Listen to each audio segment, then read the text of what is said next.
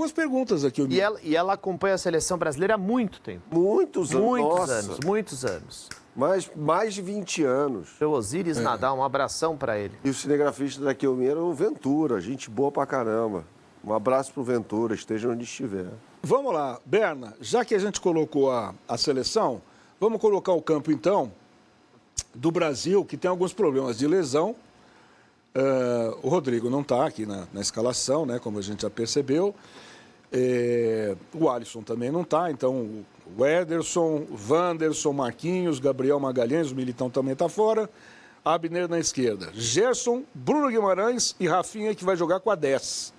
Savinho, Vini Júnior e Igor Jesus. O time que começou contra o Peru, que foi a melhor atuação da seleção brasileira nas eliminatórias. Eu não vou contar aquele jogo contra a Bolívia em Belém, porque a Bolívia era um time muito fraco. A Bolívia está na zona de repescagem, porque joga em El Alto, a mais de 4 mil metros de altitude.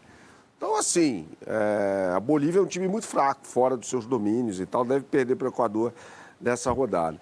Acho que a grande sacada do Dorival é a colocação do Rafinha como meio-campista centralizado. Ele jogou assim no Barcelona no início de temporada, quando o Dani Olmo estava machucado. O Dani Olmo entra e ele vai para o lado esquerdo no Barcelona. O Lamine Yamal é o ponta pelo lado direito e o Lewandowski é o centroavante. Pronto, acabou, né? Então o Rafinha vem desempenhando um bom papel nessa função, é um bom cobrador de faltas, é um bom cobrador de pênaltis. Então aí o Brasil tem uma possibilidade de fazer um gol, aquela coisa toda. Eu sei que o Ivan vai discordar de mim, mas eu gosto da escalação do Savinho como um ponta pelo lado direito. O Ivan gostaria de ver o Luiz Henrique, mas o Savinho vem jogando muito bem, inclusive pela seleção brasileira, né? No jogo contra o Chile, ele tirou um coelho da cartola para o gol do Igor Jesus. Então, acho que faz sentido, o Dorival está sendo coerente com a escalação do Savinho. Eu só teria convocado o Endrick no lugar do Gabriel Martinelli, porque o Brasil tem muito ponta e só tem um centroavante, que é o Igor Jesus, que é o centroavante do Botafogo. Está jogando bem, mas é o único jogador para essa função. É uma carência que nós temos. Então ele perdeu o Rodrigo, convoque o centroavante, convoque o Endrick. Aliás, desculpa, Ivan, eu sei que você quer falar. Por que o Endrick não foi convocado? Na Segundo o Dorival, porque não vinha sendo utilizado. Ele ficou um mês. O Dorival não gosta dele, gente. É o Dorival claramente... Não é que ele não gosta, né? Parece forte, né? Mas... Tem alguma questão ali. Exato. O Endrick sai do banco de reservas e resolve um jogo no Wembley. O Endrick sai do banco de reservas e vai bem contra a Espanha, na casa deles. Santiago Bernabéu. Exato. O Endrick é convocado para a Copa América, mas quem inicia entre os titulares não é o Endrick. Aí vai para o jogo pelas eliminatórias, o Endrick está lá, mas entre o Igor Jesus. Ele não gosta do Endrick. Não é que ele não gosta do Endrick, de novo.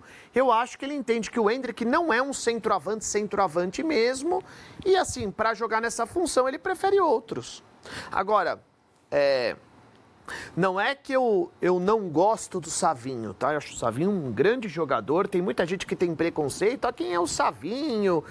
Como é que ele apareceu na seleção brasileira? Nós não conhecemos mais os atletas, mas é o mercado hoje. O cara sai cedo do Brasil, ele vai se desenvolver lá fora e, de repente, ele vai aparecer na seleção brasileira. Hoje, ele é um jogador do Manchester City. Hoje ele é um atleta do Pep Guardiola, então ele merece uma atenção especial. Ele joga na melhor liga do mundo e joga bem. Joga bem.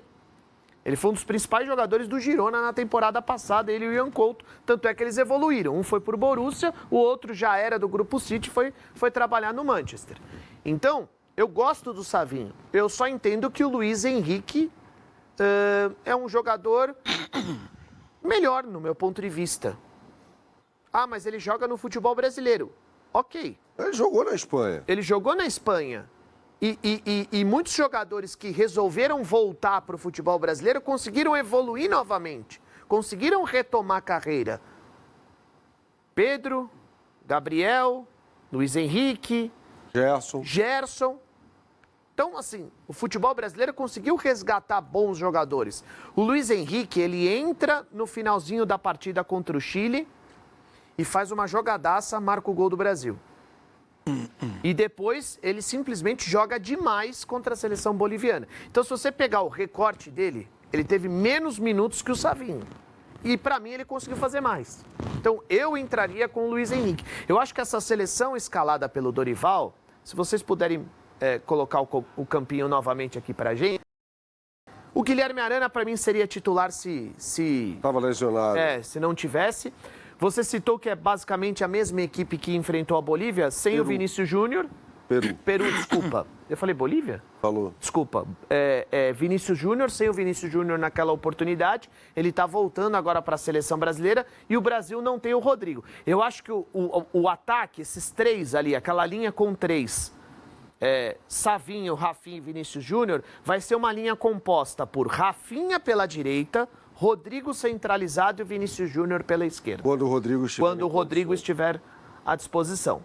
Nesse caso, eu faria a mesma coisa com o Luiz Henrique na direita. E o Abner vai jogar, porque o Guilherme Arana ainda não reúne as melhores condições. Sabe que eu acho que o Abner seria titular de qualquer maneira, viu, Ivan? Eu também acho. Porque mas, assim, ele não foi mal. Não foi mesmo. É verdade que o Brasil enfrentou dois adversários muito fracos. Muito Olha fraco. aqui, ó. Chile e Peru. A nossa produção fez campinhos para a gente lembrar, né? A vitória contra o Chile por 2-1 e a goleada sobre o Peru 4-0, 2 gols do Rafinha de pênalti, inclusive. E aí você tem mais ou menos isso que vocês estão comentando aqui em relação ao movimento que o Dorival coloca em campo em algumas mudanças, né?